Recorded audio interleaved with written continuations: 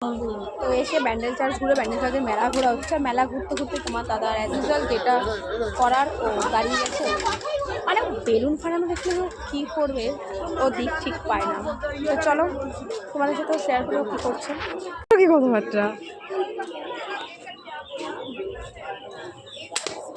ও মাই god গেল M করেছি একটাকে ফেটেছে আরেকটা। তাহলে এবার ঠিক অন্যটাকে করো। তোমার দাদা এই টিভি অনেক অনেক কাজ করে ফেলেছে। এইগুলিতে দুখানা ফাটিয়ে দিয়ে বিশাল ব্যাপার। সেট টিভি আর একটা পালস লজেন, ঠিক আছে, বিশাল ফাটিয়ে ফেলেছে। বন্ধুগুলো মাথা নামে ঘুরে সিরিয়াসলি পথে পকড় করে নিয়ে যাবে। কোথাও মেলায় গেলি এগুলো খেলবি, সোনা এগুলো খেলবি, দিয়ে খেলবি। হ্যাঁ, এলসিডি টিভিটা আমাকে দেবে কিনা জিজ্ঞেস করো, নিয়ে চলে যাই, আর কিছু লাগবে না। আবার পিকনিকের জায়গায় বক্স চলছে, আবার কপিরাইট খাওয়ার ধান্দা। দাঁড়াও চলো আমরা সেখানে ফুচকা খেতে দাঁড়িয়ে। দেখো ক্যামেরাটা মাঝে মাঝে কত সুন্দর হয়ে যায়, বুঝতে পারি না। হ্যাঁ ফুচকাটা দারুণ লেগেছে,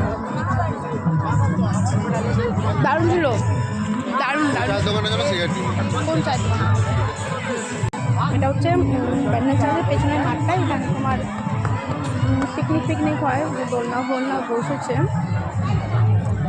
আমরা ফুচকাটা পেলাম, এত ভালো ছিল ফুচকাটা, কী বলবো, খুব ভালো ছিল। তো চলো বাইরে দিকে যাই। মারা দইবে ফুচকা খায়, জল কে খায়? ও খায়।